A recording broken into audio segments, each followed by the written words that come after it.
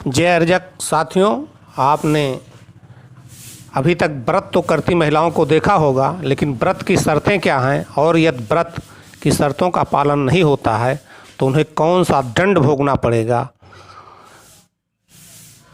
इसके बारे में नहीं जानते होंगे। केवल इतना जानते होंगे कि महापाप है। आइए आज हम आपको बताते हैं। ये कथा जम्मू कश्मीर की महिलाओं के बीच हरितालिका तीज त्यौहार बहुत प्रसिद्ध है, उसके संबंध में इस पुस्तक में लिखा गया है। लेकिन ये शर्तें करवा चौथ, तीज और सभी या जीवितिया जैसे त्योहारों पर भी लागू होती हैं, यानी महिलाओं के सभी त्योहारों पर लागू होती हैं। और जैसे आप देखते होंगे करवा चौथ में चंद्रमा को देख करके व्रत तोड़ देती हैं, वो बहुत गलत है। जब तक ब्राह्मण को अगले दिन दान ना दिया जाए और वो दान सोने चांदी तांबे या जैसी औकात हो उस हिसाब के बर्तन में भर कर ना दिया जाए अन्न, तब तक वो पाप है और वो व्रत सफल नहीं होगा, उपवास सफल नहीं होगा। तो आइए देखें, जैसा कि पुस्तक के पेज में जो आपको वीडियो पर दिखाई दे रहा है उसी का ये वर्णन है, सुने। यदि स्त्री लिखे प्रकार की शर्तों का पालन नहीं करती है तो महापाप लगता है और कई प्रकार के दंड पाती है, जैसे वीडियो में दिखाया गया है, सुने। कथाकार कहता है, जो महिला व्रत में अन्न ग्रहण करती है वो 7 जन्मों तक निसंतान रहेगी और उसे बार बार विधवा होना पड़ेगा। व्रत में उपवास न रखने वाली स्त्री घोर नरक में जाएगी। यदि स्त्री चुपके से अन्न खा लेती है तो वह अगले जन्म में सुअरी यानी सुअर की पत्नी यानी मादा सुअर बनेगी।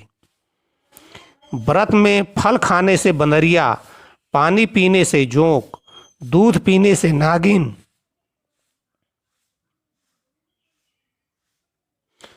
और दही खाने से बिल्ली, मिठाई खाने से चींटी, मांस खाने से बाघिन और यदि कोई अन्य चीज़ यानी इन चीज़ों को छोड़ करके कोई और चीज़ खा ले तो अगले जन्म में उसे मक्खी की योनि में जन्म लेना पड़ेगा। इसी प्रकार निर्जला व्रत कहा जाता है, मतलब कुछ ना खाए ना पिए। यदि स्त्री व्रत वाले दिन सो लेगी यानी 24 घंटे दिन रात के अंदर, तो उसे अगले जन्म में अजगरी या मुर्गी के रूप में जन्म मिलेगा। यदि व्रत में खरी उतरती है तो शंकर जैसा पति मिलेगा। अब शंकर कैसे थे ये हम बताना उचित नहीं समझेंगे, आप खुद समझ लीजिए। और शंकर जैसे पति के लिए औरतें क्या क्या करती हैं, लेकिन गारंटी तभी है, यानी इतना सब करने के बाद भी आपके व्रत या उपवास की सफलता तभी है जो व्रत के अगले दिन ब्राह्मण देवता को सोने, चांदी, तांबा या बांस के बर्तन में भरा हुआ अन्न देकर व्रत को तोड़ेगी। ये शर्तें करवा चौथ, जीवित पुत्रिका या जीवितिया, तीज व अन्य स्त्री त्योहारों, व्रत कथाओं पर भी लागू होती है। जो इस लालसा या इच्छा से व्रत रखती हैं कि उसे अच्छा पति या पुत्र मिले, तो शायद इन शर्तों पर कोई भी महिला खरी नहीं उतरती होगी। करवा चौथ में तुमने देखा है कि औरतें चंद्रमा को देख करके ही व्रत तोड़ देती हैं, तो और चंद्रमा को ही पति बताया गया है पुराणों में। तो व्रत रात में नहीं अगले दिन यानी 24 घंटे का होना चाहिए और जब तक ब्राह्मण को दान ना दे दें तब तक व्रत नहीं तोड़ना चाहिए और निराजल रहना चाहिए, नहीं तो आपको निम्न प्रकार जैसा कि वीडियो में बताया गया है, सुने।